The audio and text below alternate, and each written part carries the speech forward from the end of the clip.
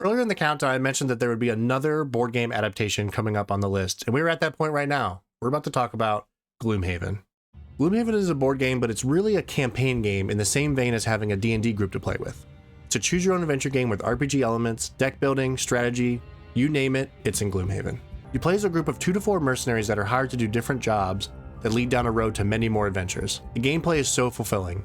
You have a handful of cards that on each turn, you play 2 of them, each with a top and bottom action and an initiative score. Once all players have declared their initiative, a monster card with actions and initiative as well are drawn, and play proceeds lowest to highest based on initiative. Fun comes into play when the different classes synchronize so well together, it can make a seemingly impossible scenario become trivial in just a few turns.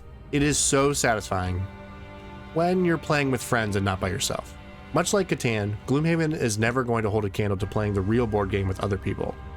However, I played much more of this than I did Catan, about 15 hours or so. Gloomhaven is a very complicated game that is hard to get a grasp on because to play it, it takes a dedicated group meeting up often and having at least 6 hours to play it to make it worth it, in my opinion. So learning how to get better and more comfortable with your class can be tough. But this game was a great way to practice not only my class, but those of the rest of my party. Shout out to Nick and Austin, who I play Gloomhaven with whenever we're able to get a chance.